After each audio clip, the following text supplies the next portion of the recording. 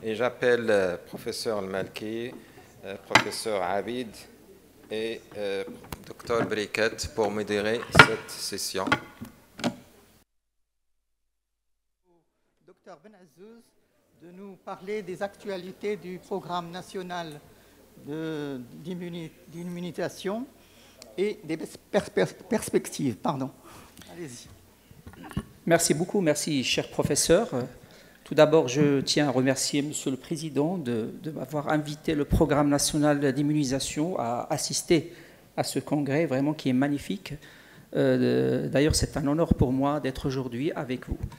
Permettez-moi, pendant ces 20-30 minutes, de partager avec vous quelques éléments concernant le calendrier national d'immunisation, comment il est constitué, comment il est fait. Et la deuxième partie de ma présentation sera consacrée aux prévisions sur le futur de ce calendrier. Alors, comme nous savons tous, et d'ailleurs la pandémie de la Covid a été un très, très bon exercice de montrer encore une fois, le rôle important que peut jouer la vaccination comme une intervention de santé publique efficace. Il a un coût, mais quand même, sur le plan économique, elle est très rentable.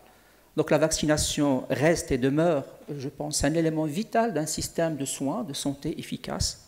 D'ailleurs, dans tous les pays du monde, il y a un programme de vaccination. C'est un élément clé pour prévenir les fardeaux des multiples épidémies qui peuvent apparaître. Et c'est un élément central de la préparation et de la riposte à la pandémie. D'ailleurs, c'est sur la base de l'existant du programme national d'immunisation, sur sa base que le programme de vaccination contre la Covid a été implanté. Donc, on a trouvé déjà une structure qui est là, une organisation qui nous a réduit la tâche un petit peu facile, quoique ce n'était pas facile, c'est relatif. Donc, en fait, la vaccination, donc la stratégie vaccinale doit être établie pour réduire la mortalité et la morbidité dans un pays. Lorsqu'on parle du programme national d'immunisation, il vise la population infantile en premier lieu, et aussi pour maintenir un fonctionnement normal des besoins vitaux d'un pays. Alors, concernant le calendrier national de vaccination, donc c'est un calendrier qui est élaboré et validé par un comité technique et scientifique consultatif de vaccination, c'est ça son nom. Bien sûr, ce calendrier est sujet chaque fois à des modifications suite à l'apparition d'un nouveau vaccin ou d'apparition de nouvelles circonstances. Donc, ce calendrier, il est connu, il est diffusé, il est publié par tout le monde. Et il est incorporé dans le carnet de santé de l'enfant, qui, comme vous savez très bien, c'est un outil important pour s'assurer d'un bon suivi de l'état de santé d'un enfant. Alors, notre comité national est décrété par une décision ministérielle. Il répond dans sa composition, dans son fonctionnement, à des exigences initialement préétablies par l'Organisation mondiale de la santé. Et d'ailleurs, ça fait 2 ans que ce comité a été évalué suivant un cadre d'évaluation établi par l'OMS et les résultats étaient globalement satisfaisants. Il fallait travailler sur d'autres aspects pour générer des recommandations avec des évidences plus claires. Ce comité est composé de plusieurs profils. Il y a des pédiatres, des infectiologues, des microbiologistes, des médecins en santé publique, en néonatologie, en épidémiologie, immunologie et en économie de la santé. Donc il y a plusieurs profils qui sont représentés dans ce comité-là.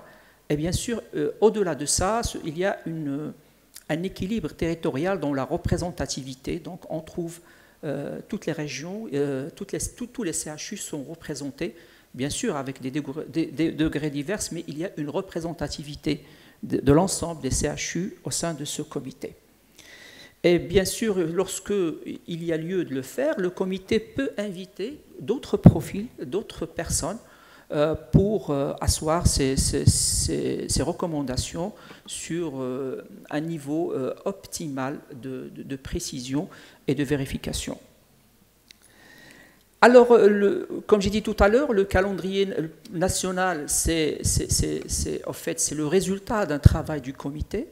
Et si on voit l'évolution de notre calendrier national depuis la période de 1999 jusqu'au février de cette année, on voit très bien qu'il y a une dynamique en termes d'enrichissement de ce calendrier par l'introduction de vaccins, soit de nouveaux vaccins, soit un changement dans la présentation de vaccins. Si je prends à titre d'exemple, en 1999, c'était l'introduction de la vaccination contre l'hépatite B. Par la suite, en 2007, le vaccin Hémophilus type B. En 2010, il y a eu vraiment un pas géant dans le calendrier national de vaccination par l'introduction simultanée du vaccin antipneumococcique antirotavirus. En 2012, on a passé de la forme quadrivalent à pentavalent. En 2014, il y a eu l'ajout dans le calendrier d'une deuxième dose du vaccin combiné contre la rougeole et la rubéole. En 2015, on a renforcé notre stratégie d'élimination, plutôt d'éradication de la poliomyélite par l'introduction du vaccin VPI ou le vaccin polio inactivé. En 2020, il y a eu la cessation d'utilisation du fameux vaccin, le VAT, le vaccin antitétanique, et on l'a remplacé par le vaccin TD. Donc il y a une composante antitétanique et une composante antidiphtérique à faible dose. L'année 2022 a connu l'introduction du vaccin contre le HPV. Et le dernier changement qu'a vécu le calendrier, ça date à peu près 3 semaines, ça fait 3-4 semaines. Il y a eu le changement de l'utilisation du PCV 10 au PCV 13. À côté de ça, il y a eu, durant cette période, bien sûr, tout ça a passé par le comité technique de vaccination. Il y a eu des décisions importantes, notamment la réalisation de la campagne de vaccination de 2008 et la campagne de vaccination contre la rougeole de 2013, qui reste vraiment dans l'annale du ministère de la Santé. C'est que pendant une période de 3 semaines, on a pu vacciner environ 10 millions de personnes, c'est à peu près le tiers de la population marocaine, et c'était un pas géant vers le contrôle et l'élimination de la rougeole et de la rubéole dans notre pays. Plus de ça, à partir de 2017, nous avons mis en place si j'ose dire, un système de vérification et de rattrapage vaccinal des enfants. Ça se fait dans le cadre de la visite médicale systématique qui est organisée dans les écoles au profit des élèves. Et on profite de cette occasion pour vérifier le statut vaccinal et assurer le rattrapage vaccinal. Comme ça, s'il y a un enfant qui échappe de filet, on pourra le rattraper. Mais on vise surtout le vaccin diphtérie, tétanos, coqueluche, polio et rougeole, rubéole. Et déjà, à titre d'exemple, l'année dernière, on a rattrapé plus de 40 000 enfants qui ont raté leur vaccination. Bien sûr, il y a ceux qui ont raté le diphtérie tétanos et ceux qui ont raté le vaccin anti-polio, mais ça apparaît comme un moyen efficace pour améliorer et renforcer l'immunisation de notre population. Alors notre calendrier vaccinal, comme je dis tout à l'heure, a été revisité suite au changement du vaccin PCV 10 par le vaccin PCV 13. Donc on a passé d'un schéma de PCV, quand vous voyez, de 3 doses à un schéma de 4 doses. D'ailleurs, ce sont les exigences du produit. Et d'ailleurs, c'est juste un rappel, lorsque je parle de PCV 13, ce n'est pas le vaccin Prevnar de Pfizer, c'est un autre PCV 13 qui a une modalité de production différente et qui a des indications et des contre-indications différentes. Et bien sûr, comme vous voyez dans le calendrier, on a annexé le vaccin contre le HPV qui est maintenant, il fait partie intégrante de la vaccination chez notre population. Alors, concernant les perspectives du programme national d'immunisation, c'est toujours répondre aux nouveaux besoins et défis de santé publique de notre population.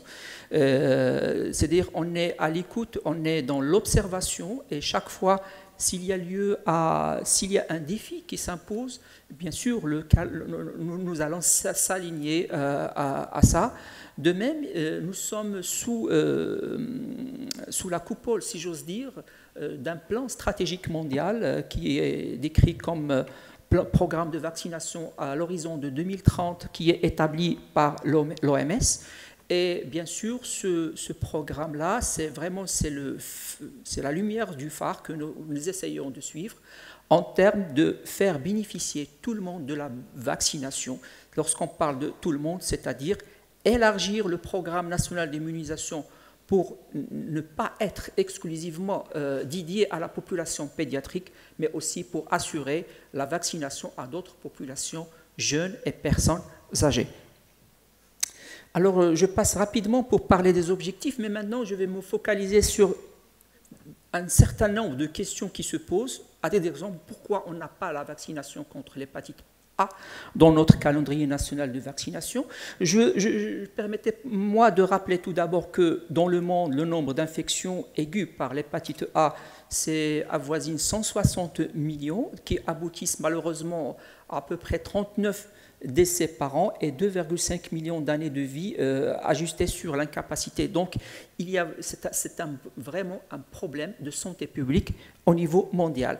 À cet effet, je partage avec vous quelques recommandations de l'OMS concernant la vaccination contre l'hépatite A. Cette recommandation est la dernière, il remonte à octobre 2022.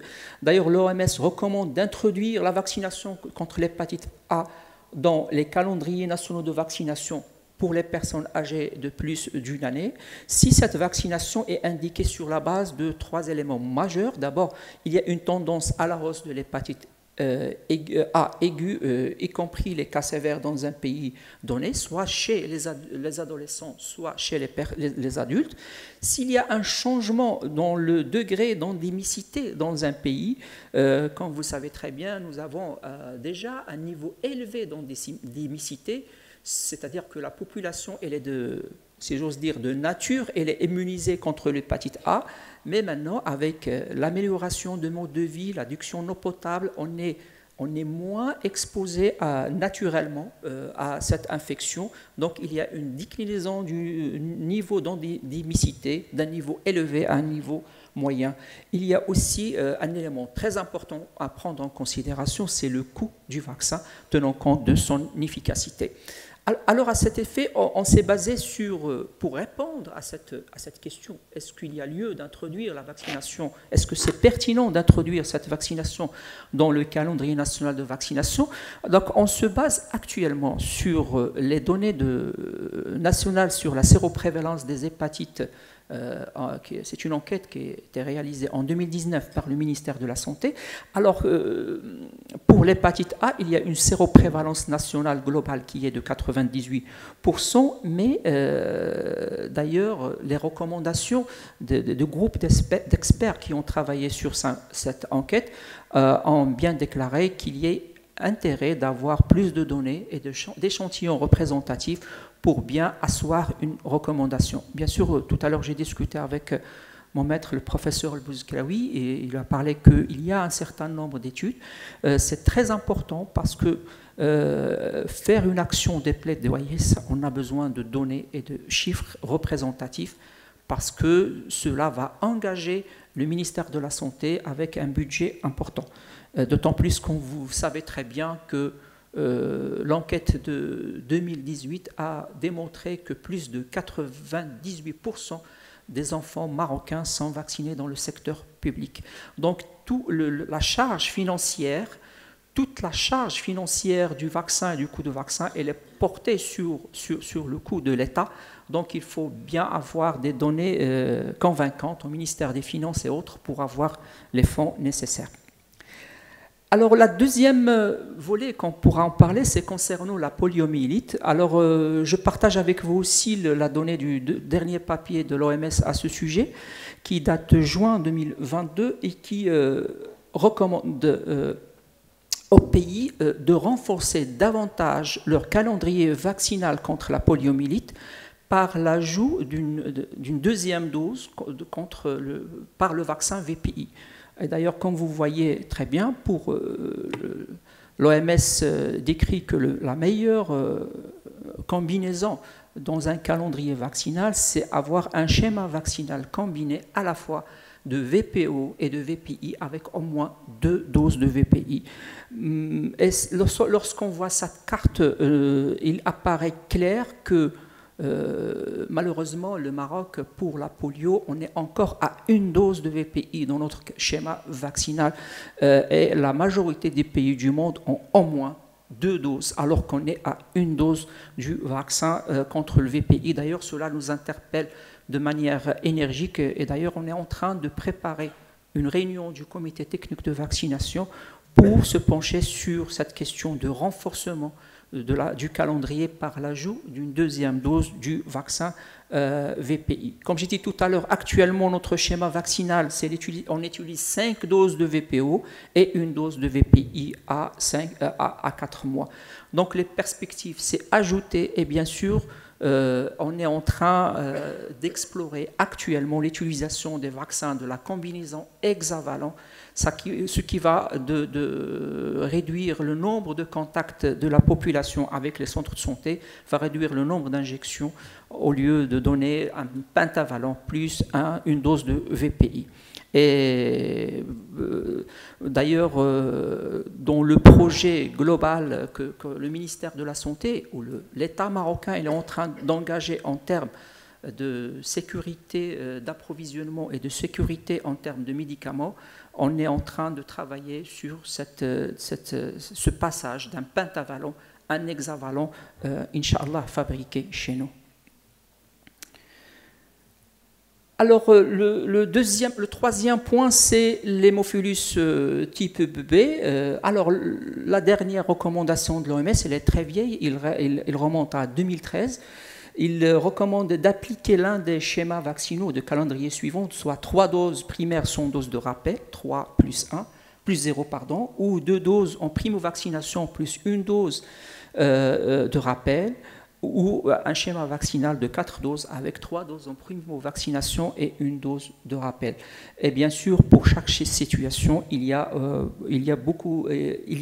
des cas particuliers et des cas à discuter. Alors, concernant le Maroc, nous utilisons un schéma de 3 plus 0, c'est-à-dire on donne exclusivement les 3 doses contre l'hémophilus durant la première année sans dose de rappel. Alors lorsqu'on consulte ce qui se fait ailleurs, concernant par exemple le Canada, il utilise un schéma de 3 plus 1 à 2 mois, 4 mois, 6 mois, et la 4e dose, elle est administrée à la 2e année entre 12 et 23e mois. En France, c'est 2 plus 1, donc, et pour la Suisse, c'est de 2 plus 1. Et on voit la Tunisie, c'est comme le Maroc, c'est 3 plus 0. Donc, la question qu'on se pose, et on se pose, ça fait longtemps qu'on la pose, mais on n'a pas pu arriver à une conclusion globale. Est-il pertinent de changer le schéma vaccinal actuel concernant l'hémophilus? Donc, est-ce qu'il y a lieu, est-ce qu'il est nécessaire d'ajouter une dose de rappel? Si c'est le cas, quel est l'âge le plus adéquat pour administrer cette 3e dose de rappel? Quel schéma adopter de plus 1 ou 3 plus 1? Et quelle faisabilité programmatique? Parce qu'il faut penser à l'aspect programmatique, c'est-à-dire la faisabilité terrain et l'acceptation de la population. Pour la coqueluche, donc c'est la même logique. C'est l'OMS, il recommande d'appliquer l'un des calendriers de vaccination suivants, soit une série de 3 doses, soit 3 doses plus 1 dose de rappel pour les enfants entre 4 et 7 ans et 9 et 15 ans.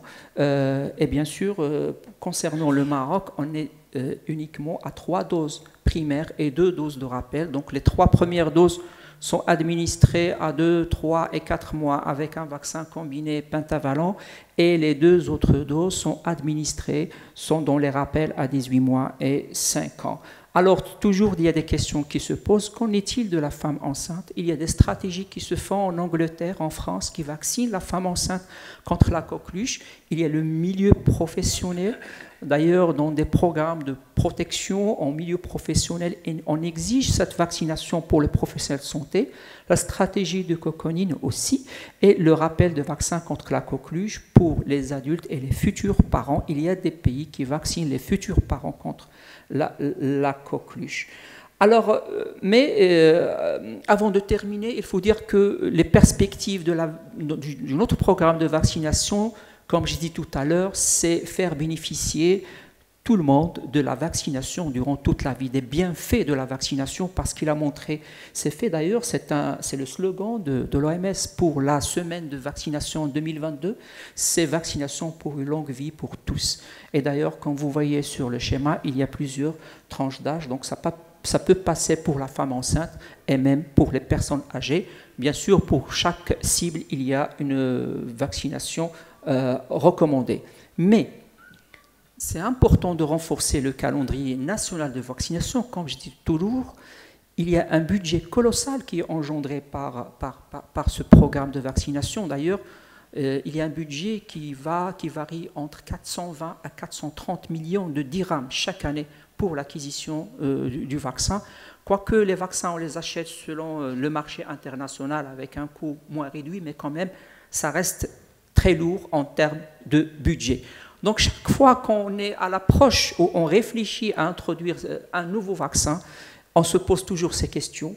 Alors, sur la maladie, le degré de la priorité en termes de santé publique, la charge de morbidité, la situation des autres mesures à prendre, est-ce que vraiment la vaccination, c'est la solution ou il y a d'autres mesures qui sont moins onéreuses, plus faciles à implanter que la vaccination? Le vaccin lui-même, ses caractéristiques, la question économique et financière, son coût. Et le vaccin, c'est comme lorsqu'on l'introduit, c'est compliqué, voire quasiment impossible de le retirer d'un calendrier de vaccination pour plusieurs raisons.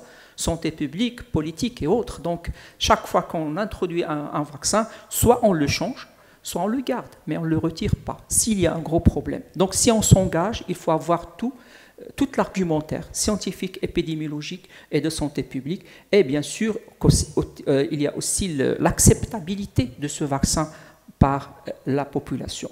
Bien sûr, tout cela ne peut être réalisé que sur la base d'un programme de santé solide et ancré dans le système. En conclusion, je peux dire qu'aujourd'hui, le programme national d'immunisation reste notre fierté. Il est inscrit pleinement dans la stratégie mondiale de la vaccination avec des réels acquis historiques et une dynamique positive constamment soutenue à travers son renforcement sous l'égide du Comité technique et scientifique de vaccination. Je vous remercie.